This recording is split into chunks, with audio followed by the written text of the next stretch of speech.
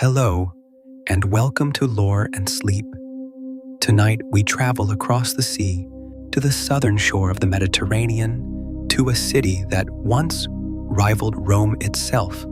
for mastery of the ancient world, and that Rome, in the end,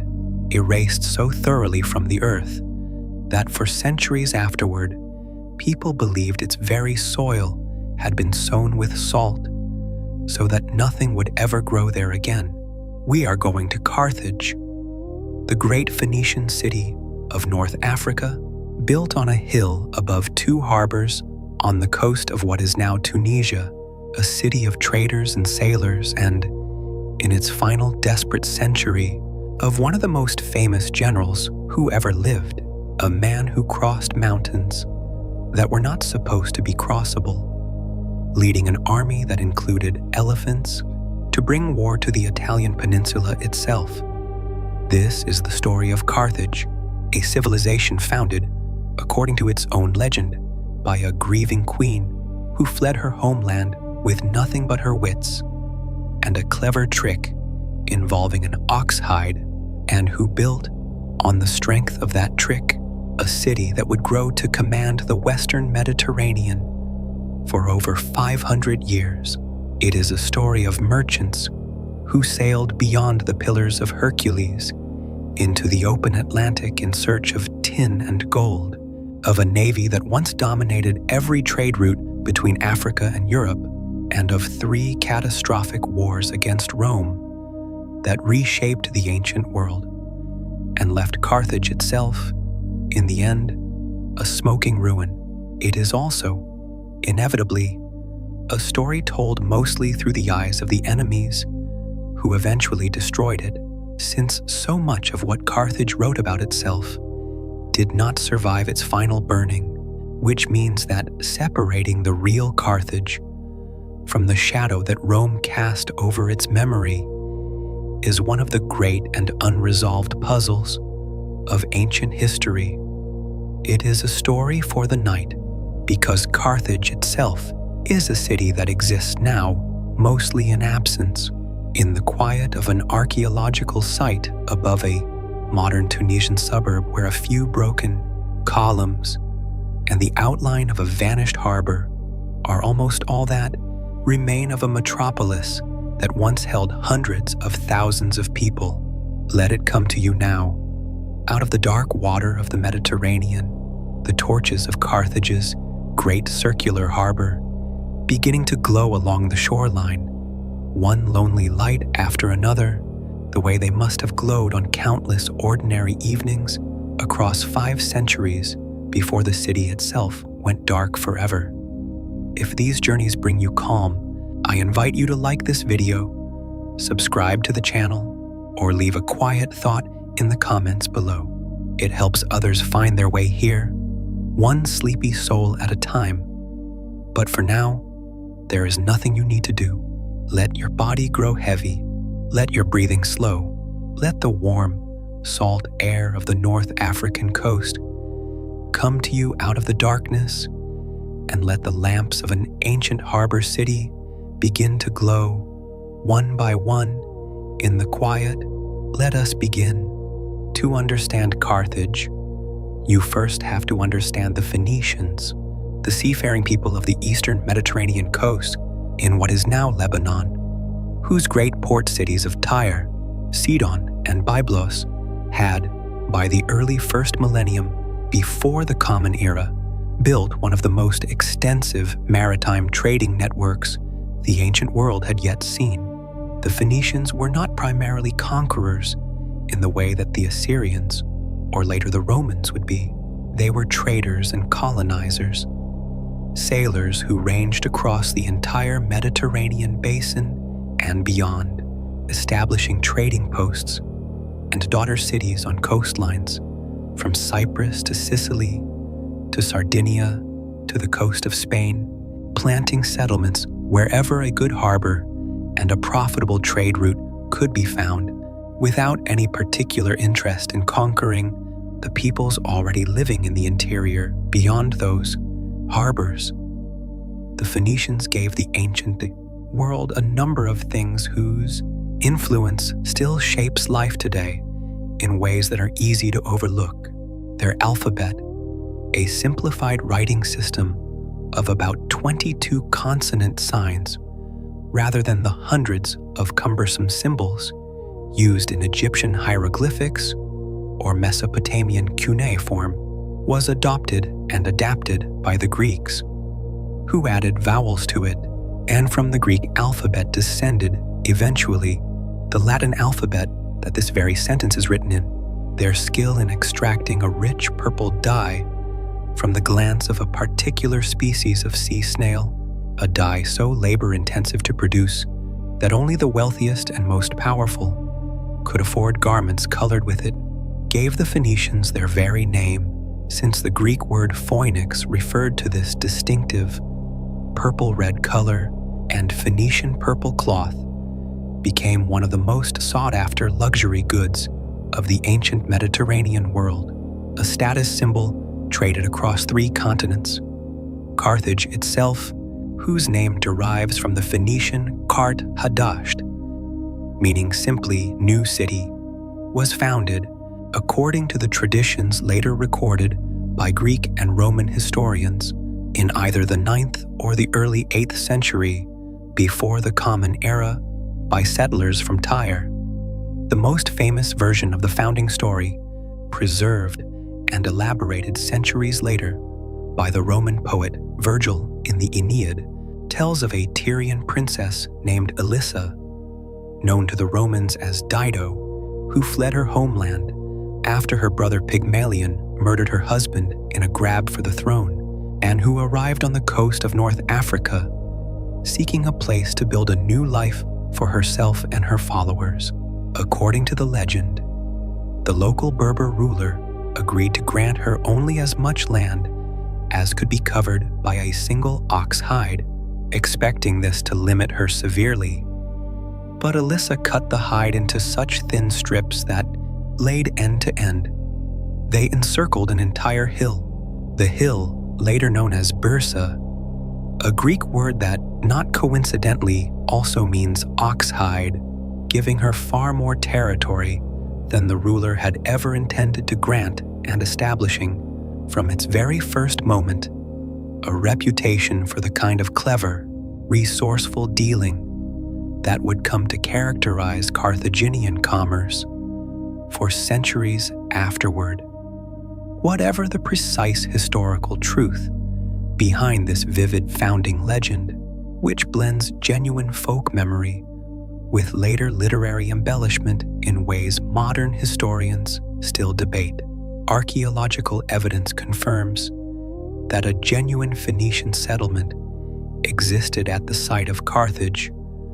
from at least the middle of the 8th century before the Common Era, occupying a naturally defensible peninsula jutting into the Gulf of Tunis, protected by the sea on 3 sides and by a narrow isthmus on the 4th, a location combining excellent natural harbors with easy defensibility, exactly the kind of site that Phoenician colonizers habitually favored across the Mediterranean. The surrounding region offered fertile agricultural land, unusual among Phoenician colonies, which more typically clung to narrow coastal strips, and this agricultural hinterland would eventually allow Carthage to develop an economic base considerably more diverse and more secure than most of its sister Phoenician settlements elsewhere in the Mediterranean, most of which remained purely commercial ports, dependent entirely on trade, rather than also drawing on productive farmland of their own. For its first several centuries of existence, Carthage functioned essentially as one Phoenician trading colony among many, paying periodic tribute to its Berber and Numidian neighbors for the land it occupied and maintaining close cultural and commercial ties to its Phoenician mother city of Tyre, sending regular offerings back to the temple of the god Melkart in Tyre as a mark of continued religious and civic loyalty. But as the great Phoenician homeland cities in the eastern Mediterranean came under increasing pressure from the rising empires of Assyria and later Babylon during the 8th, 7th, and 6th centuries before the Common Era. Tyre's ability to maintain its far-flung network of colonies weakened considerably, and Carthage,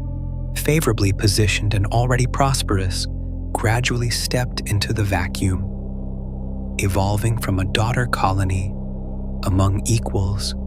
into the dominant power of the Western Phoenician world, extending its own influence over neighboring Phoenician settlements in Sicily, Sardinia, and the Iberian Peninsula, and eventually developing an independent political and military identity entirely distinct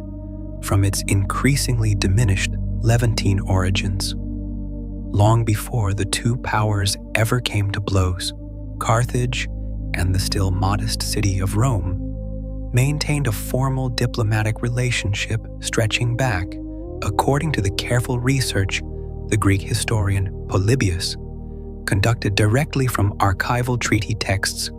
preserved in Rome itself, to as early as 509 before the Common Era, the very year traditionally associated with the founding of the Roman Republic, when the two states concluded a treaty defining their respective spheres of trading interest and mutual non-interference, an agreement periodically renewed and revised over the following centuries as the relative power of each side shifted. These early treaties, whose actual texts Polybius reports finding difficult even for native Roman readers of his own later era to translate, given how archaic the Latin had already become by the time he encountered them centuries after their composition, reveal a long history of careful, functional coexistence between the two Mediterranean powers, stretching back far further than the eventual wars that would come to define their relationship in popular historical memory, a genuine reminder that centuries of ordinary peaceful commercial contact, not any timeless or inevitable ancient hatred, actually characterized most of the long relationship between Rome and Carthage before their catastrophic final collision. The population that grew up in Carthage over these centuries was itself a genuine mixture, blending Phoenician settlers with local Berber and Numidian peoples through intermarriage and cultural exchange in ways that later Greek and Roman writers sometimes acknowledged and sometimes preferred to overlook, since Roman propaganda, in particular, found it convenient to portray Carthaginians as a monolithically foreign, almost alien people, rather than the genuinely hybrid Mediterranean and North African society that archaeological and onomastic evidence suggests they actually were. This blended population developed its own distinctive dialect of the Phoenician language, which modern scholars call Punic, from the Latin word poeni, itself a corruption of the Greek phoenix, and it is by this term, Punic, the Carthaginian civilization and its later wars against Rome are most often known in the historical record. By the 6th century, before the Common Era, Carthage had grown wealthy and powerful enough to begin projecting its own political and military authority well beyond its immediate hinterland, intervening in conflicts among the Phoenician settlements of Sicily against the encroaching Greek colonies on that same island, establishing effective control over large portions of Sardinia and extending increasingly close commercial and eventually political ties to the Phoenician trading posts along the southern and eastern coasts of Spain. This growing Carthaginian involvement in Sicily brought the city into recurring conflict with the powerful Greek colony of Syracuse and its allied cities, a rivalry that would recur across several centuries in a long and inconclusive series of wars, fought for control of the island's western and central territories. One of the earliest and most consequential of these conflicts came in 480 before the Common Era, when a large Carthaginian expeditionary force, under a general named Hamilcar, no relation to the later and more famous Hamilcar Barca, suffered a catastrophic defeat at the Battle of Himera at the hands of a coalition of Sicilian Greek cities, a defeat that, according to later Greek tradition, coincided so closely in time with the Greek victories over Persia at Salamis that some ancient writers came to treat the two battles almost as twin triumphs of Greek civilization against outside threats, even though the Carthaginian and Persian campaigns had, in reality, no direct coordination between them. Carthage would return to Sicily in force generations later, achieving significant victories of its own, including the destruction of several major Greek cities on the island. But the contest for Sicily remained fundamentally unresolved for centuries, sputtering on through repeated invasions, sieges, and negotiated truces that satisfied neither side permanently, and that set a long-standing precedent for exactly the kind of Sicilian entanglement that would eventually draw Carthage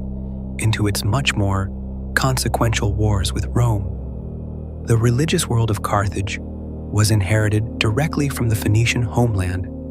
but developed over the centuries of the city's independent growth, its own distinctive emphases and its own particular pantheon of favored deities. Chief among the gods of Carthage was Baal Hammon, a title meaning something like Lord of the Incense Altar, or possibly Lord of the Brazier, a weather and fertility god associated with the sun, with agricultural abundance, and with royal and civic authority, whose cult stood at the very center of official Carthaginian religious life, and whose priesthood formed one of the most powerful and prestigious institutions within Carthaginian society, closely intertwined with the city's political leadership in ways that made questions of religious and civic authority almost impossible to fully separate. Standing alongside Baal Hammon, and in later Carthaginian history, increasingly overshadowing him in the surviving epigraphic record, was the goddess Tanit, whose origins remain somewhat mysterious to modern scholars, but who appears to have developed within Carthage itself into a powerful mother goddess figure associated with fertility, protection, and the heavens, often represented by a distinctive symbol, a triangular body topped by a horizontal bar, and a circle representing a head that appears on countless Carthaginian stelae, amulets, and votive offerings recovered by modern archaeologists, and that has become one of the most immediately recognizable visual signatures of Carthaginian civilization as a whole. Tanit was frequently invoked alongside Baal Hammon as a divine pairing, and by the 4th and 3rd centuries before the Common Era, inscriptions increasingly name her first, suggesting a goddess whose importance to ordinary Carthaginian religious life had grown to rival or even surpass that of her male counterpart, Melkart, the patron god of the mother city of Tyre, whom Greek writers frequently equated with their own hero god Heracles, retained enormous importance in Carthaginian religious life throughout the city's history, a living reminder of Carthage's Phoenician origins, even as the colony grew into an independent power in its own right. And the Barcid family, the great military dynasty that would eventually produce Hannibal, cultivated a particularly close association with Melkart, presenting themselves in part as champions and devotees of this ancestral Tyrian hero god, as a way of reinforcing their own claims to legitimate authority and divine favor. No aspect of Carthaginian religion has generated more controversy, both in antiquity and among modern historians, than the practice of child sacrifice, which Greek and Roman authors described with considerable horror and moral condemnation, alleging that Carthaginians ritually sacrificed infants, particularly firstborn children of elite families, to Baal Hammon and Tanit during times of crisis or as regular religious obligation, burning the small bodies and burying the cremated remains, along with those of sacrificed animals, in dedicated sacred precincts that archaeologists now call tophets, a term borrowed from a similar site mentioned in the Hebrew Bible in connection with child sacrifice practiced by some of ancient Israel's neighbors. Modern archaeological excavation of the Tophet at Carthage itself and at other Punic sites across the western Mediterranean has recovered thousands of urns containing the cremated remains of infants and young children, along with inscribed stelae recording vows made to Baal Hammon and Tanit, evidence that some contemporary scholars interpret as confirming, at least in some periods and under some circumstances, that the ancient accusations contained a real core of truth, even as considerable scholarly debate persists over the scale, frequency, and precise circumstances of the practice, with some archaeologists arguing that many of the infant remains recovered from the Tophet may instead reflect high rates of natural infant mortality among children who were dedicated to the gods after death rather than deliberately killed, a genuinely unresolved controversy that this very episode approaches with appropriate caution given how directly it was shaped by the hostile propaganda of Carthage's eventual conquerors. Carthaginian religious art and material culture more broadly reflected the same genuinely hybrid character that shaped so much of Carthaginian civilization, blending inherited Phoenician motifs with strong Egyptian influence, visible in the frequent appearance of Egyptian-style protective amulets, scarabs, and deities such as Bes and Sekhmet, absorbed into Carthaginian household religious practice, alongside an increasingly significant Greek artistic influence, particularly evident in later Carthaginian coinage, sculpture, and the anthropoid sarcophagi already mentioned, whose serene facial features and draped garments drew directly on Greek and Hellenistic artistic conventions, even as their underlying religious purpose and iconographic details remained distinctly Punic. This willingness to absorb and rework religious and artistic influences from across the Mediterranean world, rather than insisting on any rigid cultural purity, mirrors the same practical, adaptive commercial spirit that characterized Carthaginian trade and diplomacy more broadly, and it left behind, across the many archaeological sites of the former Carthaginian world, from Sardinia to Spain, a genuinely distinctive artistic legacy that modern scholars increasingly recognize as a significant and creative Mediterranean tradition in its own right, rather than merely a derivative echo of its more extensively documented Greek, Egyptian, and eventually Roman neighbors. Beyond the Tophet and its unsettled controversies, ordinary Carthaginian religious life encompassed a rich variety of temples, festivals, and ritual practices considerably more familiar and less unsettling to modern sensibilities, including elaborate temple complexes staffed by hereditary priesthoods, regular sacrificial offerings of animals and agricultural produce, processions and festivals marking the agricultural calendar, and a widespread private devotional practice in which ordinary Carthaginian families dedicated small inscribed stelae, and votive offerings to their favored deities in thanksgiving for blessings received or in the hope of blessings still to come, a category of everyday piety that survives today in the tens of thousands of modest stone stelae recovered from Carthaginian sacred sites, each one a small personal testament to an ordinary life of faith that has otherwise left almost no trace in the historical record. A third deity of considerable importance within Carthaginian religious life was Eshmun, a god of healing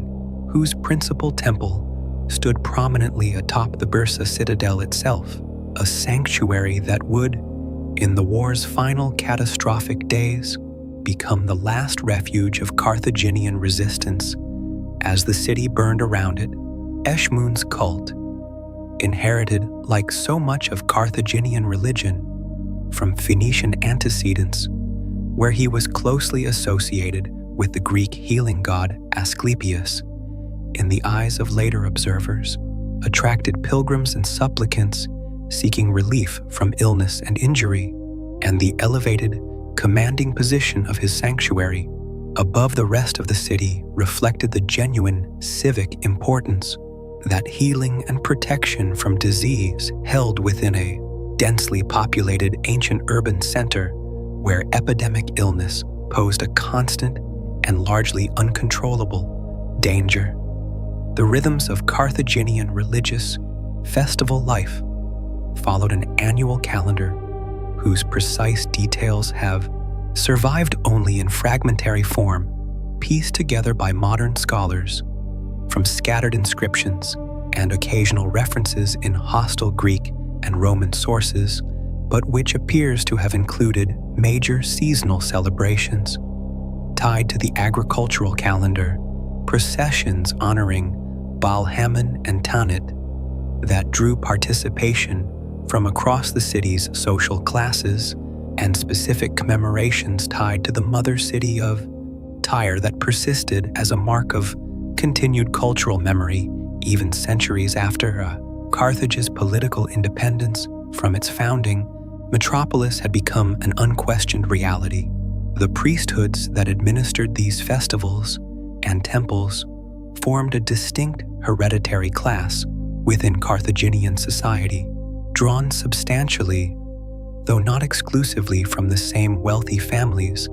that dominated civic political life, creating an interlocking elite of religious and political authority whose members moved between temple service and public magistracy across the course of a single family's generations in ways that made Carthaginian religion and Carthaginian statecraft, much like in many other ancient Mediterranean societies, genuinely inseparable from one another in practice. Carthaginian funerary practice, meanwhile, reflected considerable regional variation and evolution over the centuries, moving gradually from an early preference for cremation, inherited from Phoenician tradition, toward an increasing adoption of inhumation burial in stone sarcophagi during the city's later centuries, a shift that some scholars attribute to growing Greek and Sicilian cultural influence on Carthaginian elite practice and elaborate necropolises surrounding the city, cut into the soft limestone hillsides, have yielded rich collections of grave goods, jewelry, and sarcophagi, including several beautifully carved anthropoid sarcophagi depicting the deceased with the serene, somewhat Egyptian-influenced facial features that characterize the distinctive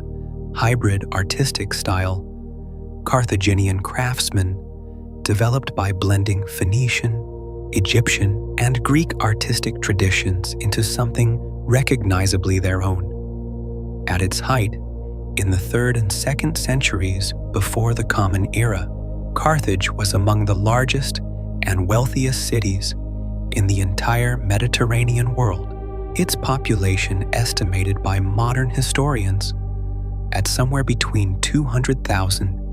and perhaps as many as 700,000 people at its absolute peak, figures that, however uncertain in their precision, place it comfortably among the handful of truly great urban centers of the ancient world, comparable in scale to contemporary Alexandria, or, in certain periods, even to Rome itself. The city occupied a fortified peninsula,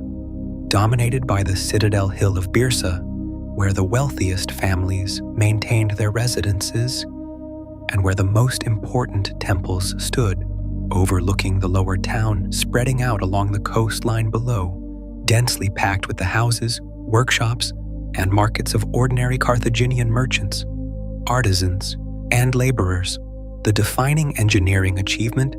of Carthaginian urban design, and the single feature that ancient writers described with the most evident fascination, was the city's harbor complex, an artificial construction of extraordinary sophistication, combining two connected but separate basins, an outer rectangular commercial harbor where merchant vessels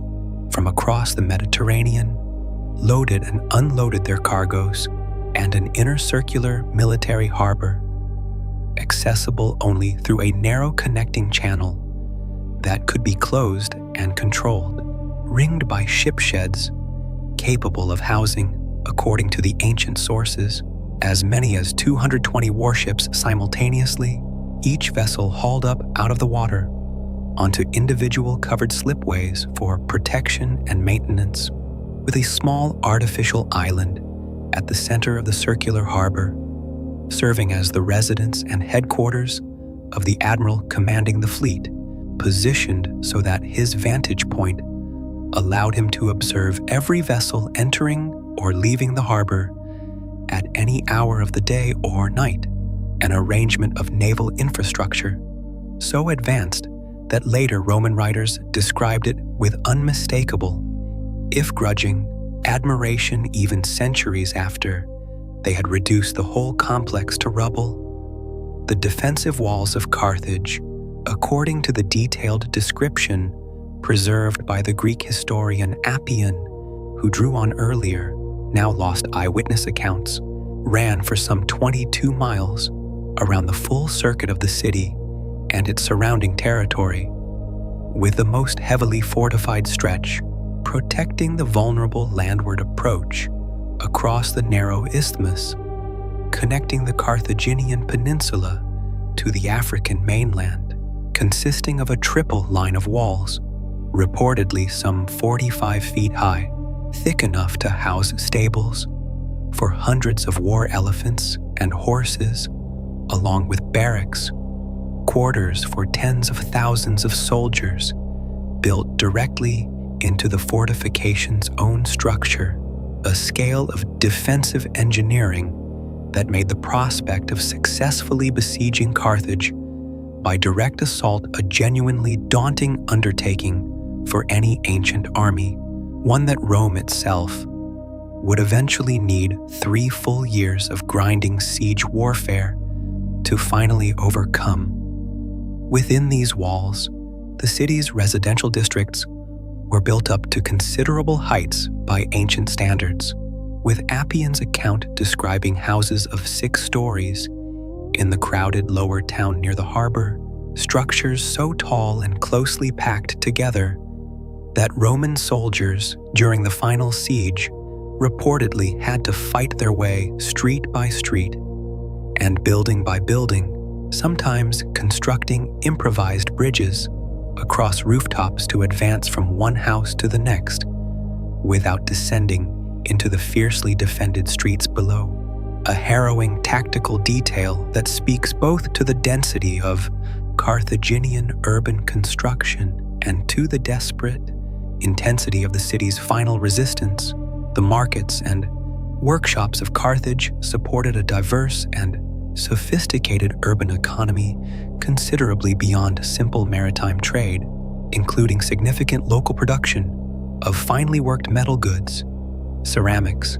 textiles dyed with the same prized purple dye that had made the Phoenician homeland famous, and glassware along with a renowned school of agricultural writing associated with the Carthaginian scholar Mago, whose comprehensive treatise on farming techniques was considered valuable enough that, after the city's destruction, the Roman Senate specifically ordered it translated into Latin and preserved for the benefit of Roman agriculture, one of the very few substantial pieces of authentically Carthaginian intellectual work to survive even in translated and fragmentary form. The otherwise near-total destruction of Carthaginian written culture that followed the city's fall. Sustaining a population of this size on a peninsula with limited natural fresh water required considerable engineering ingenuity, and Carthaginian builders constructed an extensive system of cisterns cut into the rock beneath the city to capture and store rainwater, supplemented by wells drawing on the local water table, a network of water storage sophisticated enough that later Roman engineers, after taking control of the site, found much of the underlying infrastructure worth preserving and expanding rather than replacing outright, eventually adding a lengthy aqueduct during the Roman imperial period to bring additional fresh water from springs considerably further inland. The lower town spreading out from the base of Bursa Hill toward the harbors was organized into distinct quarters by trade and function, with metal workers, potters, and dye workers each tending to cluster in particular neighborhoods close to the specific raw materials, water access, or disposal channels their crafts required, a pattern of urban organization that archaeologists have traced through the distribution of workshop, debris, and kiln remains recovered across the excavated portions of the ancient city. Carthaginian civic government combined elements that Greek observers, including Aristotle himself in his surviving work on politics, found genuinely admirable and worthy of comparative study alongside the constitutions of the Greek city-states, centered on a pair of annually elected chief magistrates called Souphetes, whose title derives from the same Semitic root as the Hebrew word for judges, operating alongside a powerful senate, drawn from the city's wealthiest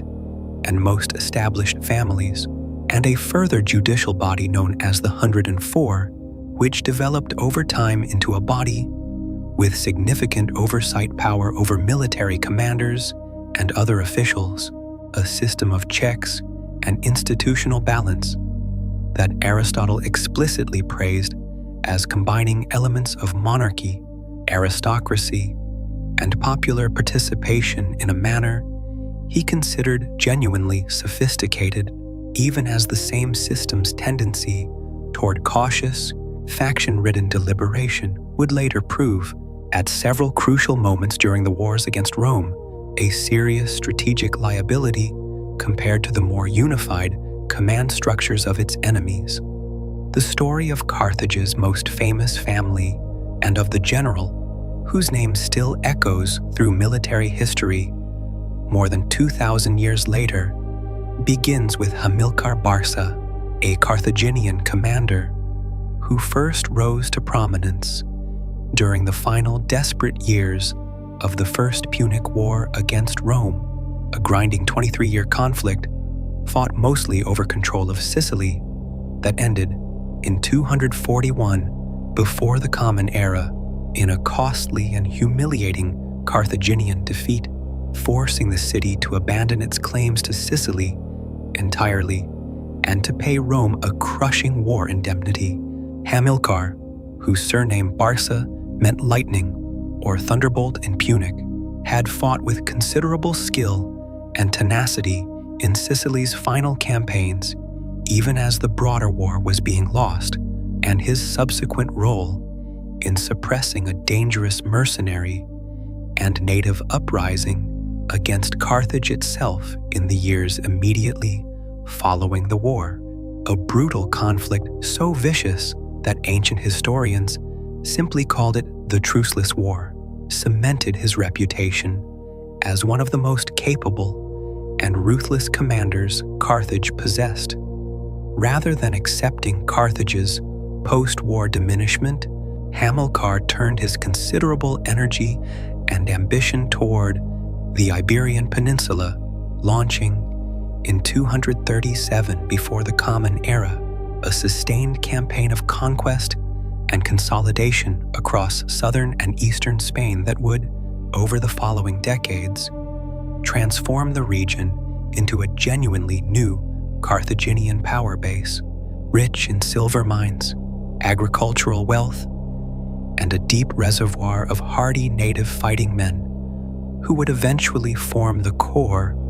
of the armies Hannibal would lead against Rome itself. According to a story preserved by several ancient historians, Hamilcar, before departing for Spain, took his young son Hannibal to a temple and made the boy swear a solemn oath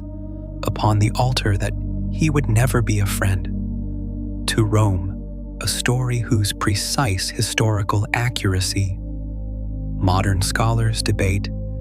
but whose enduring popularity across the centuries speaks to how thoroughly later tradition understood the entire Barcid project in Spain as fundamentally, from its very beginning,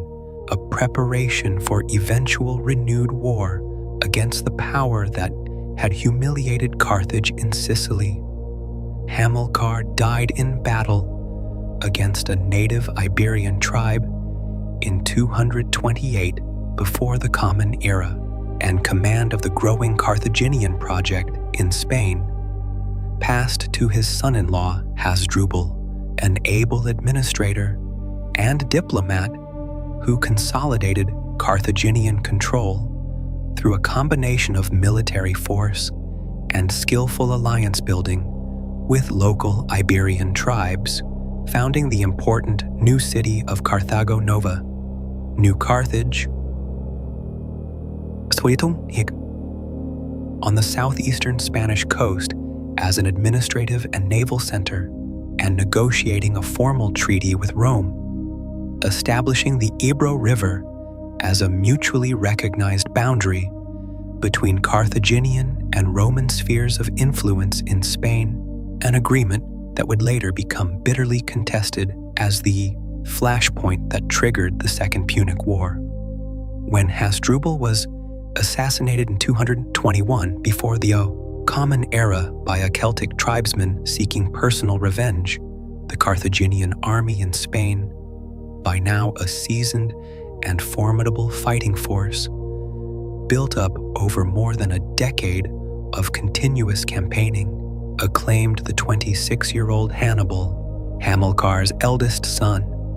as their new commander, a choice the Carthaginian government back in Africa subsequently ratified. Hannibal had grown up almost entirely within his father's and brother-in-law's military encampments in Spain since early childhood, absorbing the practical realities of campaign logistics, cavalry tactics, and diplomatic negotiation with native tribes as a matter of daily lived experience rather than abstract theory. An unusually thorough, practical military education that would serve him extraordinarily well in the campaigns to come. Ancient sources, even those written by Hannibal's Roman enemies, consistently describe him as a commander of remarkable physical courage, personal charisma,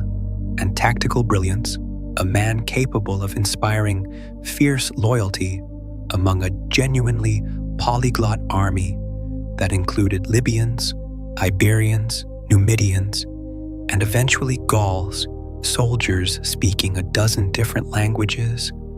and following a dozen different local customs, held together for years of grueling campaigning, far from home primarily through Hannibal's own personal leadership and evident concern for his soldiers' welfare, a unifying quality that ancient historians consistently identify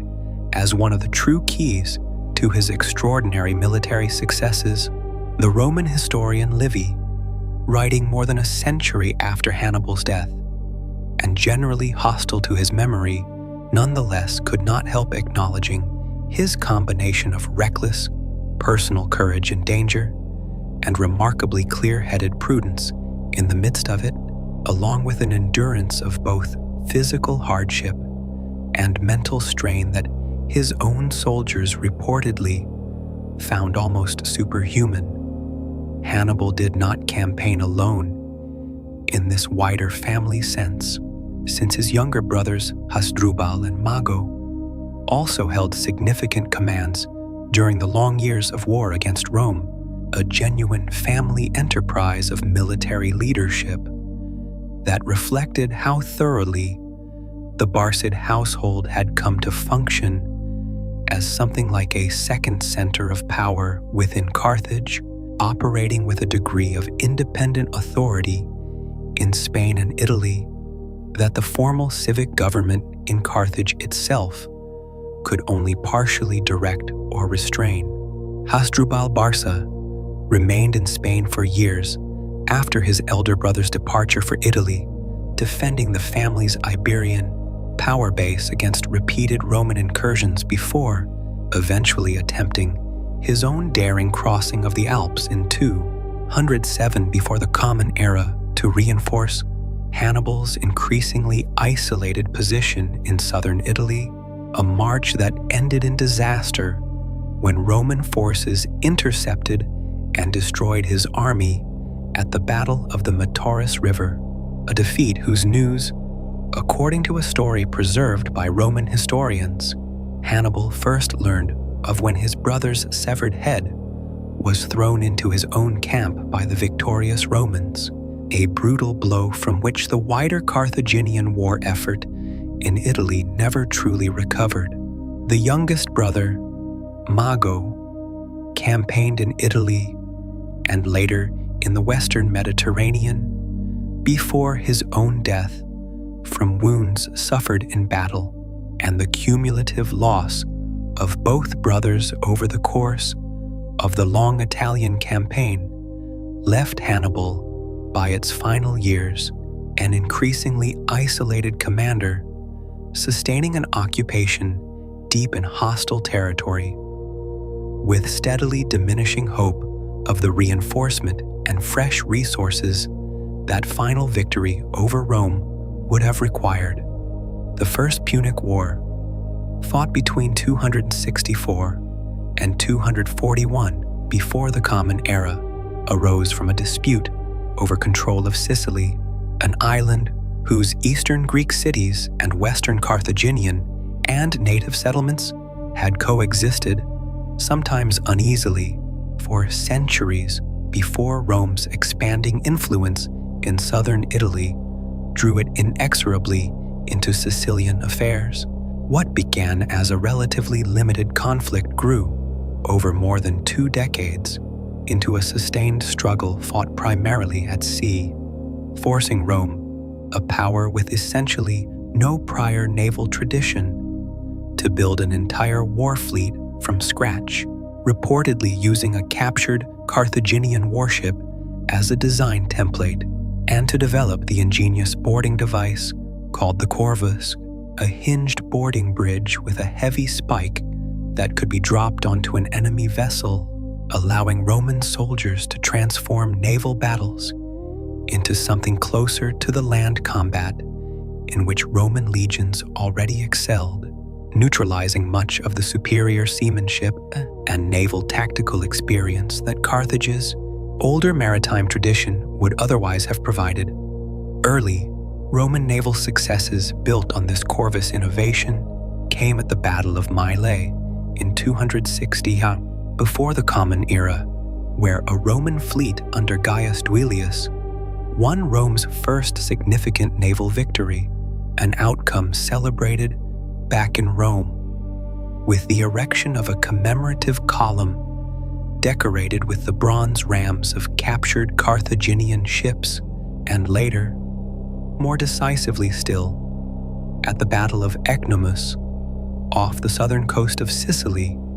in 256 before the Common Era, a colossal naval engagement involving, according to ancient sources, several hundred warships and well over 100,000 men on both sides combined, among the largest naval battles fought anywhere in the ancient world, which ended in a further Roman victory that opened the way for the invasion of North Africa that would soon founder around Regulus's eventual defeat and capture. The war ground on through this series of dramatic naval battles and equally dramatic reversals, including that failed Roman invasion of North Africa itself under the general Regulus, whose eventual capture and, according to later and possibly embellished Roman tradition, subsequent execution by torture after breaking a parole agreement became one of the most celebrated stories of Roman Stoic virtue in later literature. The war's final decisive battle came at sea near the Aegates Islands, off western Sicily, in 241 before the Common Era, where a rebuilt Roman fleet, funded through emergency loans from patriotic wealthy citizens after the state treasury had been exhausted by decades of war, decisively defeated the last major Carthaginian naval force, finally convincing an exhausted Carthage to sue for peace on Roman terms, abandoning Sicily entirely and agreeing to a substantial financial indemnity paid out over the following decade. The Second Punic War, the conflict most associated with Hannibal's name, erupted in 218 before the Common Era, after Hannibal's siege and capture of the Spanish city of Saguntum, a nominal Roman ally whose destruction Rome treated as sufficient grounds for war, though many modern historians suspect that both sides had, in truth, been maneuvering toward renewed conflict for some time, regardless of the specific pretext. Rather than waiting to be attacked, Hannibal took the extraordinary strategic initiative of marching his army, elephants included, from Spain across southern Gaul and then over the Alps themselves into northern Italy, an achievement of logistics and sheer physical endurance that ancient and modern observers alike have marveled at ever since, accomplished in the face of hostile mountain tribes, treacherous icy paths, and the loss of a very substantial portion of his fighting force, including most of his famous elephants, to the brutal conditions of the crossing itself, before he ever engaged a single Roman legion in Italy. Hannibal's ability to sustain a lengthy campaign deep inside hostile Italian territory depended substantially on his skill at winning over new allies as he advanced, and his early victories in northern Italy brought a number of Gallic tribes, themselves long-standing enemies of Roman expansion into their own territories, into active alliance with his army, providing fresh manpower and local knowledge of the Italian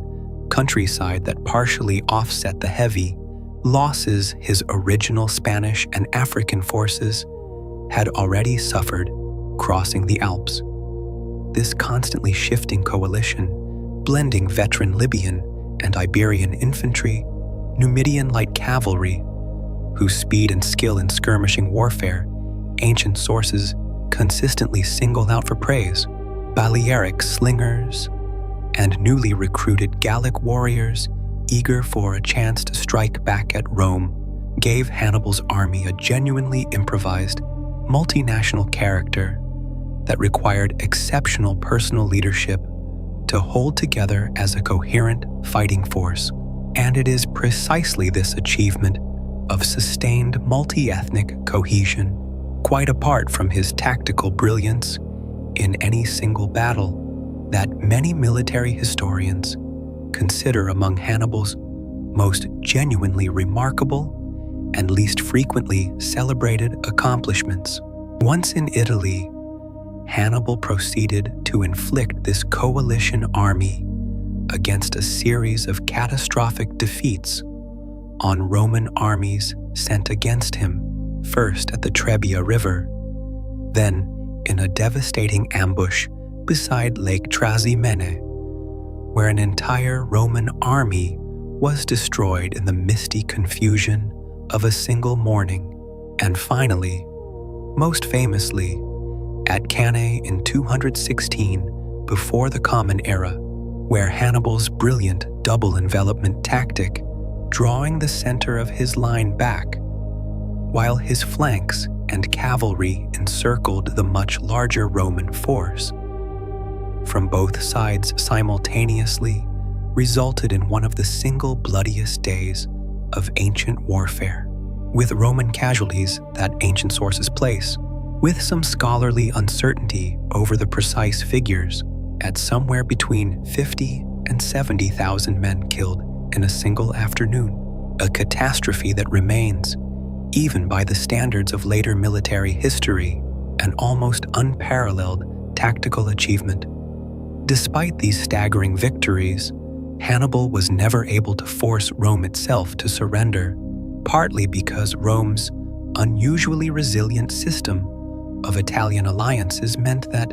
unlike most ancient states facing similar catastrophic military defeats, Rome could continue raising fresh legions from its allies even after losing tens of thousands of its own citizen soldiers, and partly because the Roman general Fabius Maximus adopted a deliberately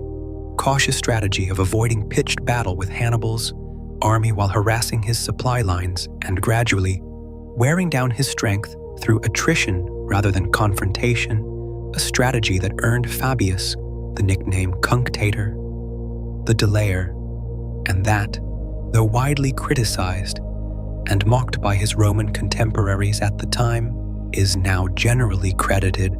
by military historians as the single most important strategic response to Hannibal's tactical genius. The war's decisive turn came not in Italy itself, but in Spain and eventually in Africa, where a young Roman general named Publius Cornelius Scipio, who had lost both his father and his uncle in earlier fighting against the Carthaginians in Spain, systematically dismantled Carthaginian power in the Iberian Peninsula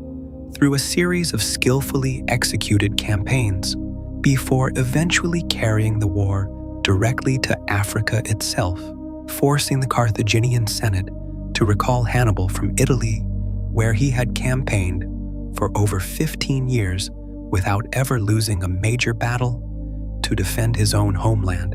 The two commanders finally met in direct battle at Zama in 202, before the Common Era, where Scipio, employing tactical lessons learned, in part from studying Hannibal's own methods over the preceding years, and benefiting crucially from Numidian cavalry that had defected from the Carthaginian to the Roman side, Scipio had specifically trained his legions to open orderly lanes through their own ranks to allow Hannibal's charging war elephants to pass harmlessly through the Roman formation rather than trampling it, a tactical countermeasure that neutralized what had once been one of the most feared elements of Carthaginian battlefield technique, and with his cavalry flanks cleared of the outnumbered Carthaginian horsemen by the defecting Numidians, Scipio was able to encircle Hannibal's infantry in almost the same double envelopment maneuver Hannibal himself had used so devastatingly at Cannae 14 years earlier, a symbolic as well as tactical reversal that decisively defeated Hannibal's army, forcing Carthage to accept a punishing peace that stripped away its remaining overseas territories, reduced its once formidable navy to a token force, and imposed a crushing indemnity payable over 50 years. The Third Punic War, fought between 149 and 146 before the Common Era, was a fundamentally different and more one-sided conflict than its two predecessors, provoked by a combination of long-standing Roman anxiety over any sign of renewed Carthaginian prosperity, articulated most famously in the Roman senator Cato, the elder's relentless insistence that Carthage must be destroyed regardless of the topic under Senate debate,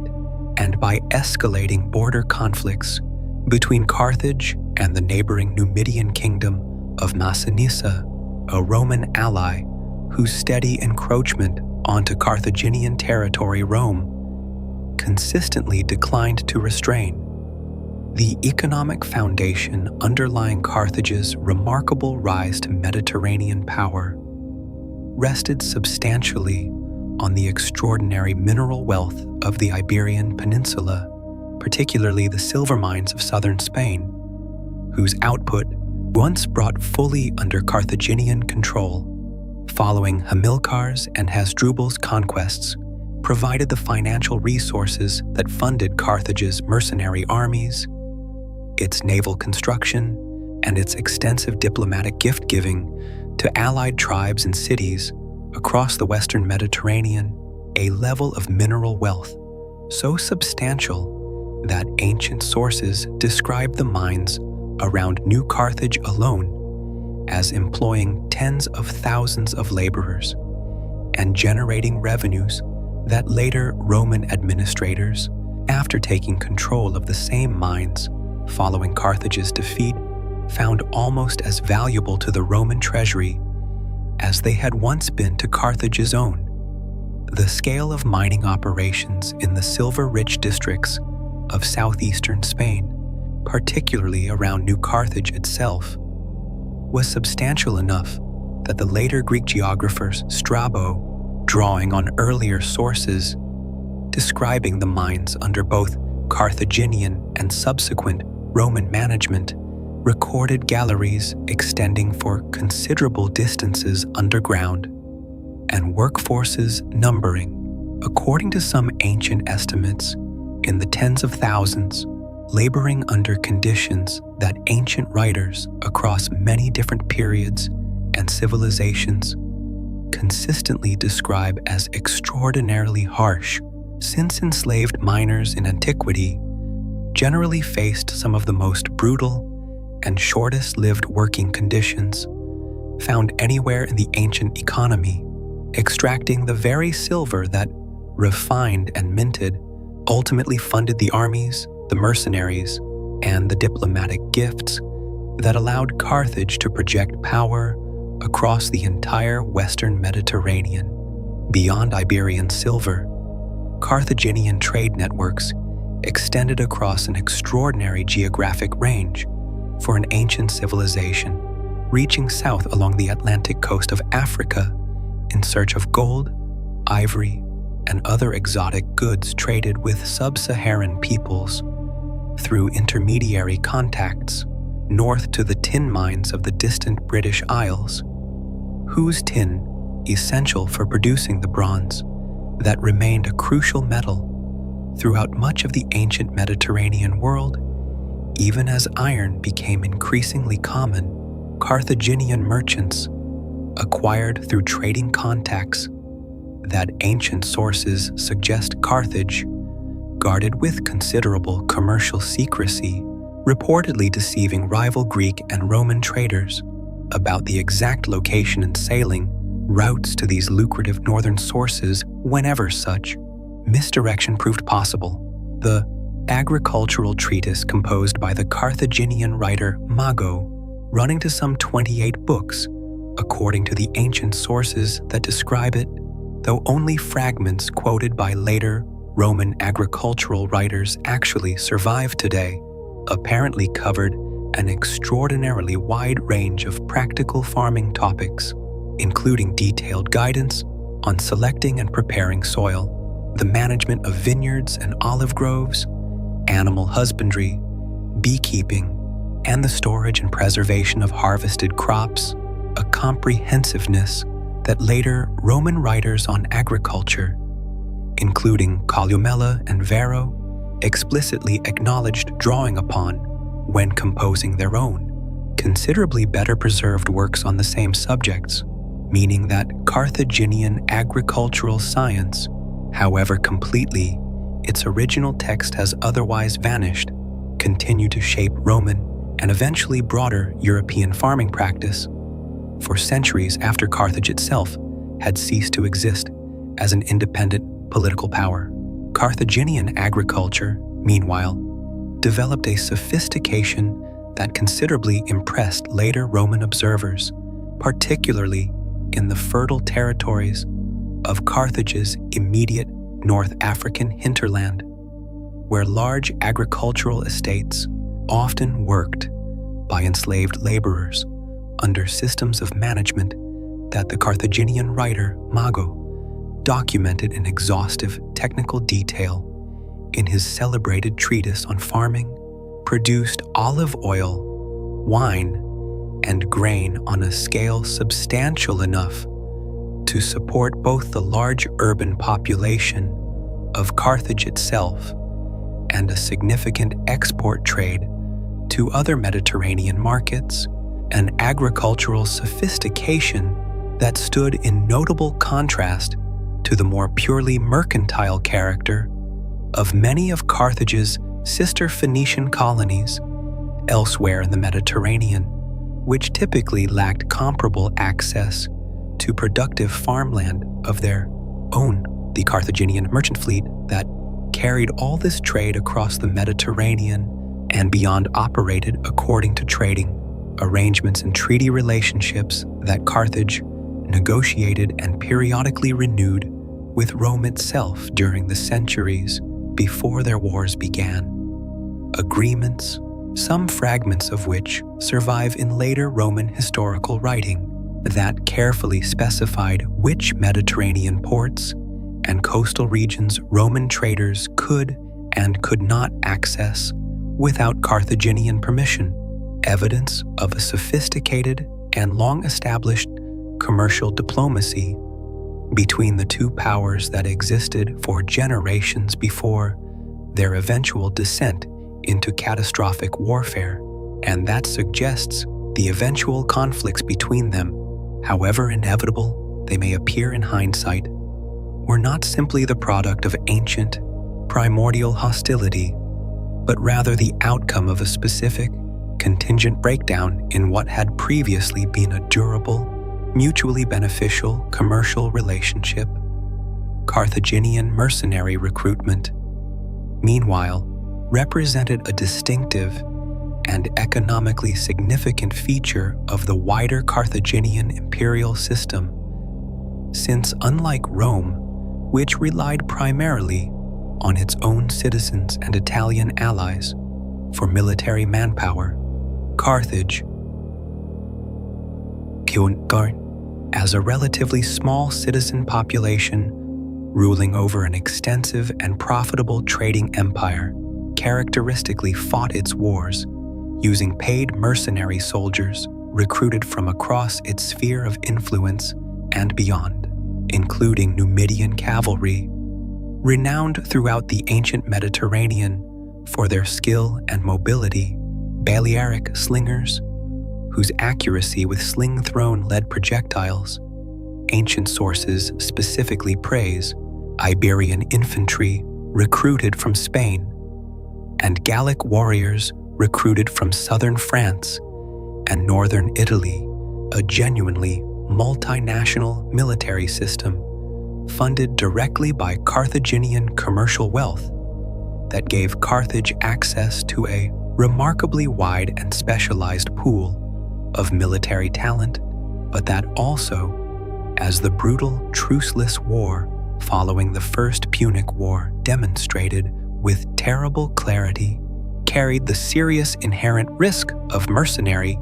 forces turning violently against their Carthaginian paymasters whenever wages went unpaid or promised, rewards failed to materialize on schedule. The Carthaginian shipbuilding itself represented a further significant technical achievement underlying this whole commercial and military system, since Carthaginian shipwrights had developed standardized construction methods sophisticated enough that, According to a story preserved in later Roman sources, Rome's own crash program to build its first serious war fleet during the First Punic War relied on reverse engineering a single wrecked or captured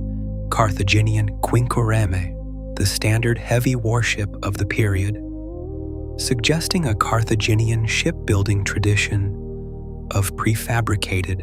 interchangeable components mature enough that an entire unfamiliar vessel design could be reasonably copied by outside observers within a matter of months, an achievement of practical naval engineering that, whatever its precise historical accuracy in every detail, reflects the genuine and widely acknowledged sophistication of Carthaginian maritime technology across the whole of its long seafaring history. Carthaginian colonies scattered across Sardinia, western Sicily, and coastal Spain functioned within this wider commercial and military system as a network of secondary ports, agricultural production centers, and mineral extraction sites, each maintaining its own local administration under ultimate Carthaginian oversight while contributing tribute, resources, and, when called upon, additional military manpower to the wider Carthaginian imperial project, a genuinely extensive maritime empire that, at its height in the 3rd century before the Common Era, rivaled in geographic scope and commercial sophistication anything else the ancient Mediterranean world had yet produced outside of the still emerging power of Rome itself. The war elephants that gave Carthaginian armies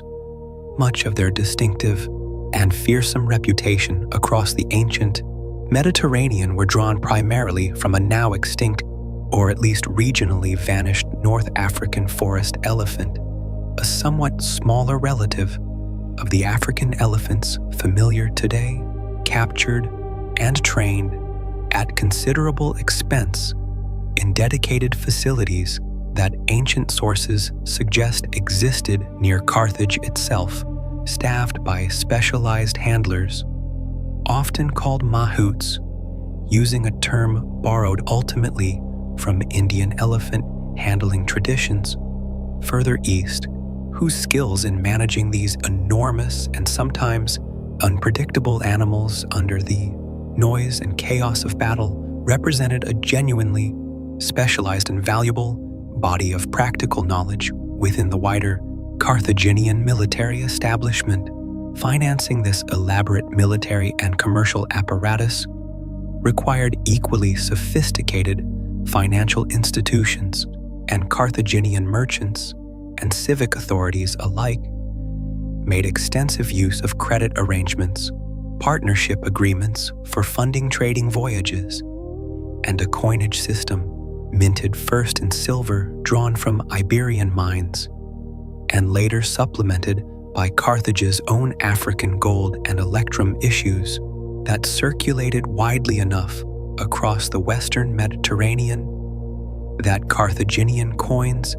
have been recovered by modern archaeologists at sites considerably beyond the direct political boundaries of Carthaginian control. In the immediate aftermath of the catastrophic defeat at Zama in 202 before the Common Era, Hannibal himself, remarkably,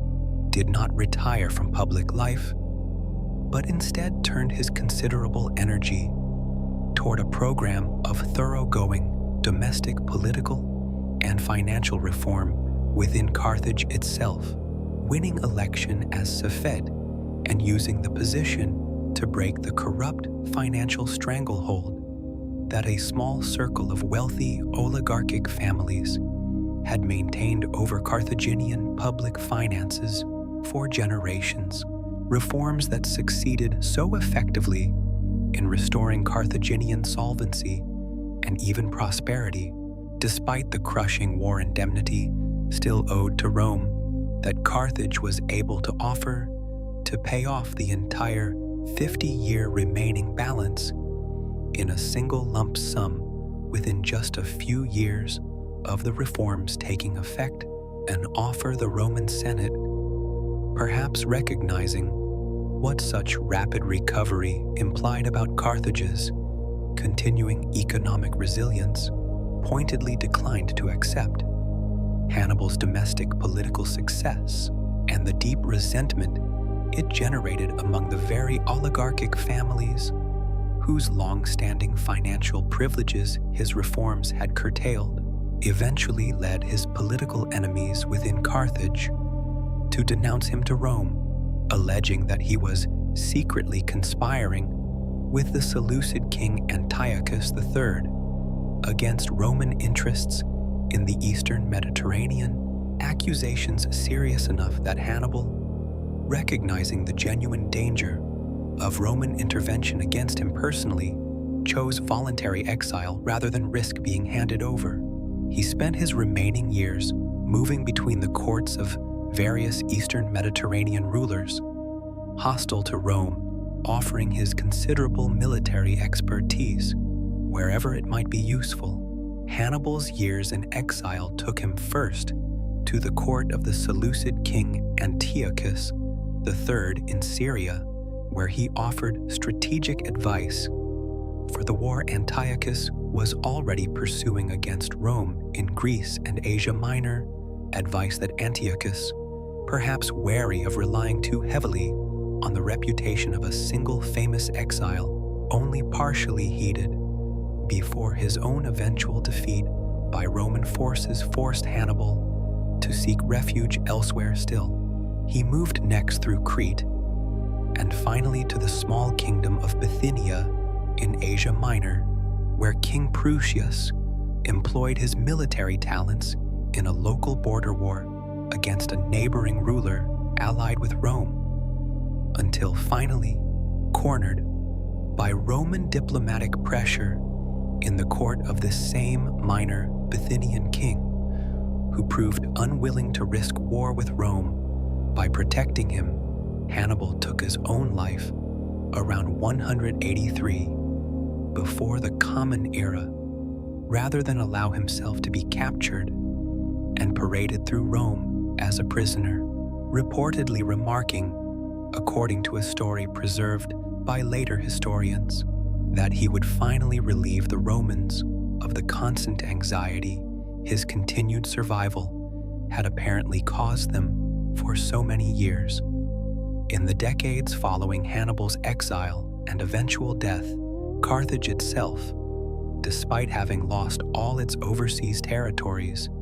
and reduced to a fraction of its former military power, experienced a genuine and, to increasingly anxious Roman observers, unwelcome economic recovery, rebuilding its commercial prosperity within the more limited confines of its remaining North African territory. Through renewed agricultural and trading activity, a recovery visible enough that when the elderly Roman senator, Cato the Elder, visited Carthage on a diplomatic mission around 153 before the Common Era, he returned to Rome, reportedly carrying a fig freshly picked in Carthage, as dramatic physical proof of how close and how flourishing this supposedly defeated rival remained,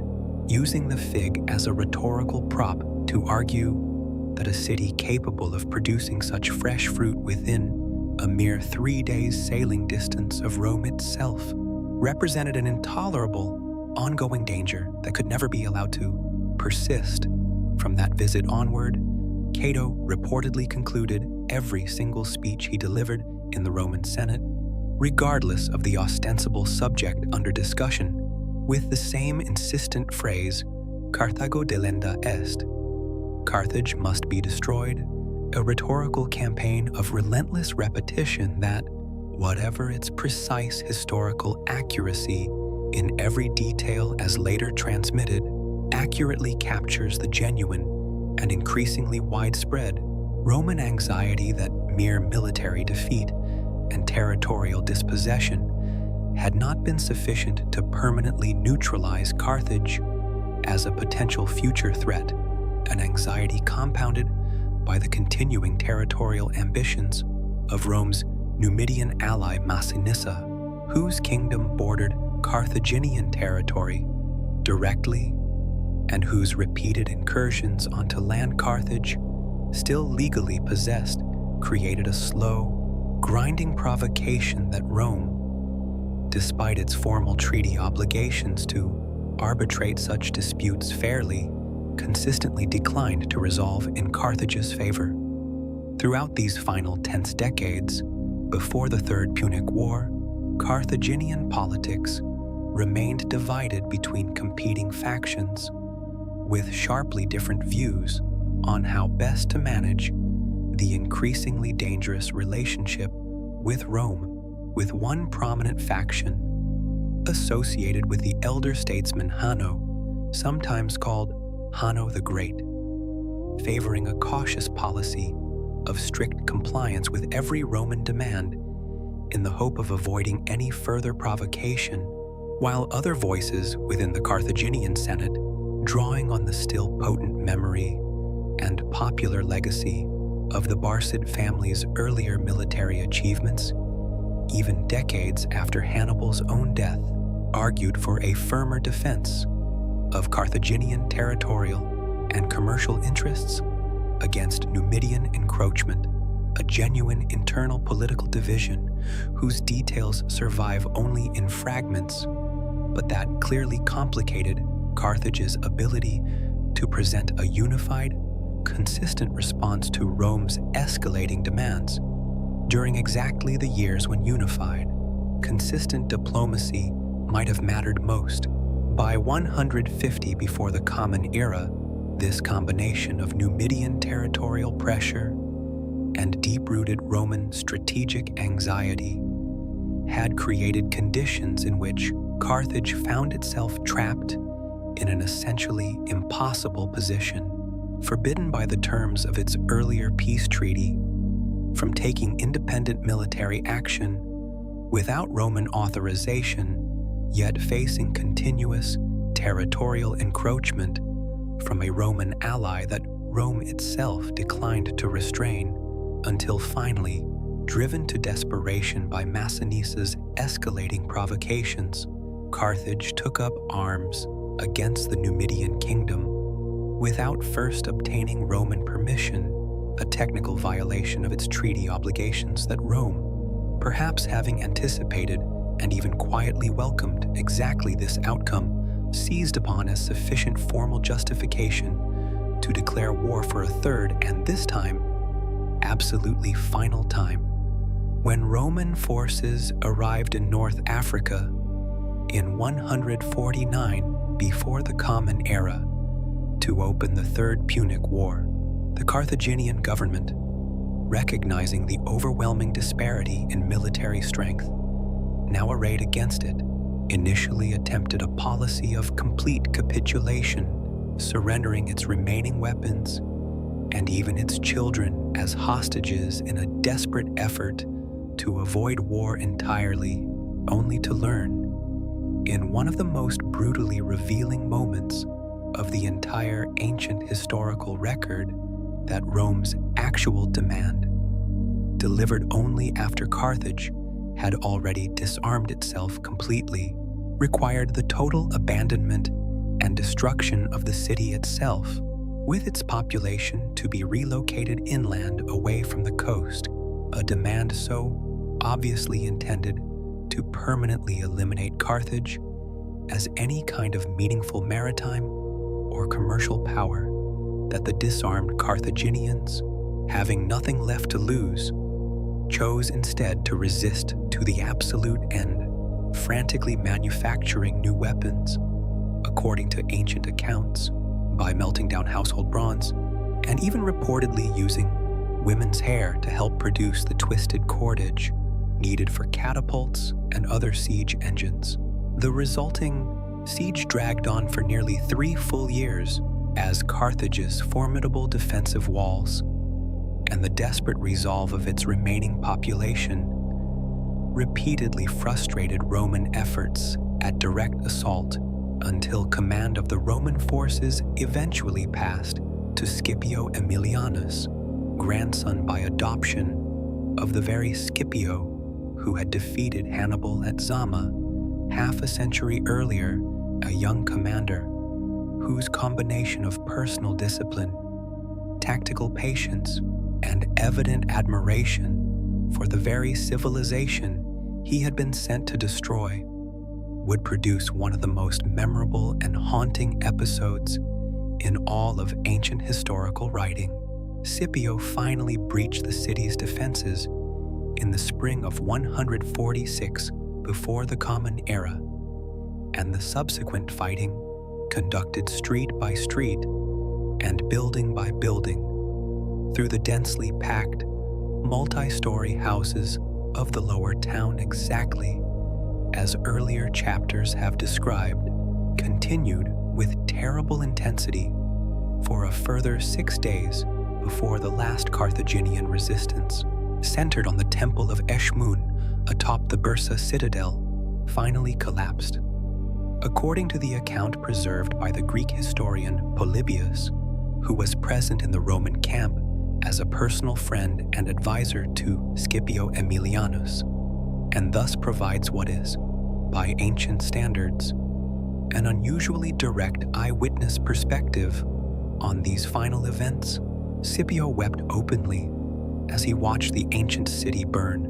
reportedly quoting lines from Homer's Iliad, describing the eventual fall of Troy itself, and remarking to Polybius that he felt a profound foreboding that Rome too, however invincible it appeared in that moment of total triumph, would someday suffer a similar fate at the hands of some future enemy, a moment of genuine historical reflection on the impermanence of even the greatest earthly power that stands in striking, poignant contrast to the sheer scale of destruction his own soldiers were simultaneously inflicting on the city around him. Modern archaeological excavation of the site has confirmed the sheer intensity of this final destruction with startling physical clarity, uncovering across substantial portions of the ancient lower town a thick, unmistakable layer of ash and burned debris, sometimes reaching a meter or more in depth, dating precisely to this final catastrophic year, a layer that modern excavators have come to refer to simply as the destruction layer, containing charred roof beams, shattered pottery, and the melted remains of household goods abandoned in the final chaotic hours of the siege. Physical testimony considerably more visceral and immediate than any ancient written account to just how thoroughly and how suddenly an entire flourishing city center was reduced to rubble and ash within the span of a few catastrophic days. Of the Carthaginians who survived the siege itself, the 50,000 or so souls that ancient sources suggest remained by the war's final weeks, the overwhelming majority were sold into slavery and dispersed across the wider Roman world, their descendants absorbed over subsequent generations into the general population of the Mediterranean in ways that leave essentially no distinct traceable community claiming direct Carthaginian civic descent. By the time later, Roman and then Christian, sources begin describing North African society in any detail, a demographic dispersal every bit as thorough, in its own quiet way, as the physical burning of the city that had once been their home. The Roman Senate's ultimate disposition of conquered Carthage was severe and comprehensive, ordering the city thoroughly destroyed, its surviving population reportedly numbering only a fraction of its pre-siege total, after the catastrophic losses of the siege itself, sold into slavery, and its territory formally annexed as the new Roman province of Africa, its capital deliberately relocated some miles away from the ruined and accursed site of Carthage itself. The popular modern legend that Roman soldiers subsequently sowed the ruined city's soil with salt to ensure it would never again support agricultural life, though a vivid and enduringly popular story does not actually appear in any surviving ancient source, and is now generally regarded by modern historians as a later invention, likely originating sometime in the 19th century, reflecting how thoroughly later imagination has continued to elaborate upon the genuine ancient reality of Carthage's destruction with additional layers of dramatic embellishment. Even the Romans themselves apparently never claimed Carthage's site did not, in fact, remain permanently abandoned, since roughly a century after its destruction, first Julius Caesar and then, more substantially, his adopted heir Augustus sponsored the establishment of a new Roman colony directly on the site of the old Punic city, a new Carthage that grew over the following centuries of Roman imperial rule into one of the most important and prosperous cities of Roman North Africa, eventually becoming a significant early center of Christian intellectual life, home to influential theologians including Tertullian and, later, providing the intellectual and cultural backdrop for the young Augustine of Hippo's formative years as a student in the city before his eventual conversion and his emergence as one of the most influential thinkers in the entire history of Christian theology, a genuinely remarkable historical irony in which the very ground that Rome had once burned and cursed became, centuries later, one of the most significant cradles of the new Christian civilization that would eventually inherit and reshape the Roman world itself. The physical rediscovery of ancient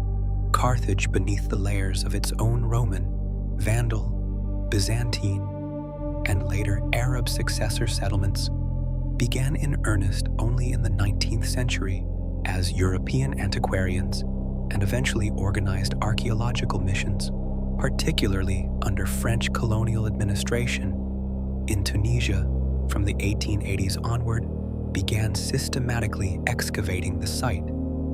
gradually uncovering the outlines of the ancient harbors, sections of the Topet with its thousands of votive stelae, and the substantial remains of both the Punic and later Roman city layered one above the other. This renewed 19th century fascination with Carthage found its way into wider popular culture as well, most famously in the French novelist Gustave Flaubert's historical novel Salammbô, published in 1862, which imagined the brutal, truceless war of Carthage's mercenaries in lavishly researched and often startling detail, introducing generations of European readers to a vivid, if heavily fictionalized, vision of Carthaginian civilization at exactly the moment that genuine archaeological investigation of the actual site was just beginning in earnest. Today, the ruins of Carthage,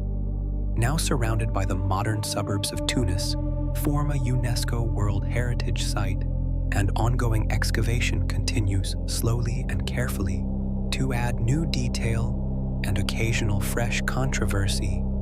to the still incomplete portrait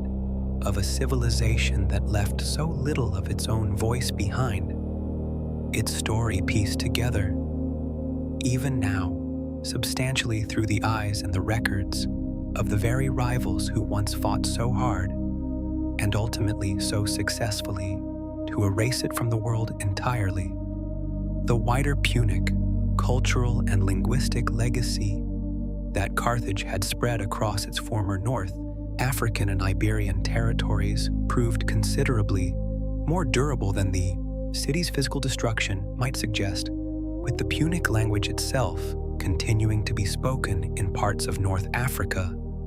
for centuries after Carthage's fall, evidenced by Augustine's own occasional references to Punic-speaking country people in his own late 4th and early 5th century writings, and the distinctive Punic religious and artistic traditions that Carthage had developed. By blending Phoenician, Egyptian, Greek, and indigenous North African elements continue to influence regional culture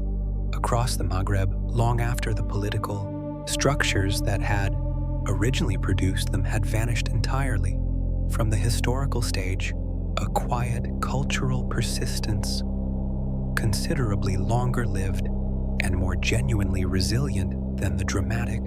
total physical destruction of Carthage's walls and harbors might, on its own, ever suggest. And so we leave Carthage resting in the darkness of over 2,000 years. We stood at the founding of the city on the hill of Byrsa with Elissa and her clever ox hide, and we watched a modest Phoenician trading colony grow across 4 centuries of patient maritime commerce into a power capable of contesting the entire Western Mediterranean with Rome itself. We walked among the temples of Baal Hammon and Tanit, and we sat with the priests and the ordinary families who left their small stone stelae behind as quiet testaments to lives of faith that history otherwise barely remembers. We stood on the shore of the great circular harbor, counting its 220 ship sheds, and we climbed the triple walls that would, in the end, take Rome 3 full years to finally overcome. We rode with Hamilcar into Spain and watched a father's ambition become a son's inheritance, and we crossed the Alps with Hannibal and his dwindling elephants, and we stood in the terrible confusion of Cannae, where more Roman soldiers died in a single afternoon than in almost any other battle in the whole ancient world. We felt Carthage's slow, stubborn recovery after Zama, and we heard old Cato again and again in the Roman Senate repeating the same relentless demand until the city he named in every speech finally burned, exactly as he had insisted it must. And we watched Scipio Aemilianus weep,